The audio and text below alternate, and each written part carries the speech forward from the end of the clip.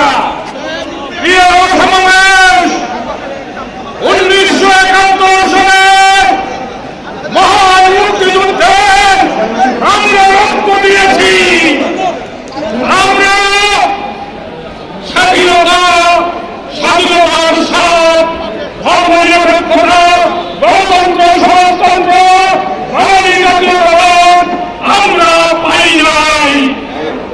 আমরা 2001 সালে ক্ষমতা থেকে অপসারণের পর নির্যাতিত হয়েছি। আর আওয়ামী লীগের 14 বছরেও আমরা বারে বারে বিভিন্ন জেলায় নির্যাতিত হয়েছি। আমরা হিন্দু মধ্য খ্রিস্টান ঐক্য পরিষদ কোন দলের দাবি করি না। বাংলাদেশ কোন দলের দাবি করে না।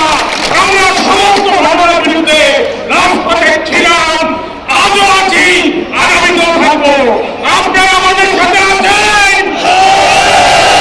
আমরা একটা কথা বলতে চাই, এই অন্তর্বর্তীকালীন সরকারকে আমরা সর্বোপরি খ্রিস্টান সম্প্রদায়, আমরা বৌদ্ধ সম্প্রদায়ের পক্ষ থেকে সাধুবাদ জানাই, অভিনন্দন জানাই। আমরা আপনাদের সাথে থাকতে চাই, কিন্তু আমাদের উপর নির্যাতন করে আমাদেরকে ঢাল ভাঙিয়ে কোন ফাঁকাও চেষ্টা করবেন না।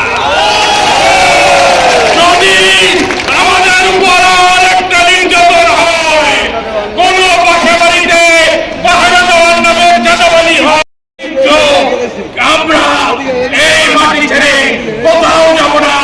আপনারা দৃঢ়কণ্ঠে শপথ নিন, যে কোনো অন্যায়ের বিরুদ্ধে আমরা প্রতিবাদী হব, প্রতিরোধ করে তুলব।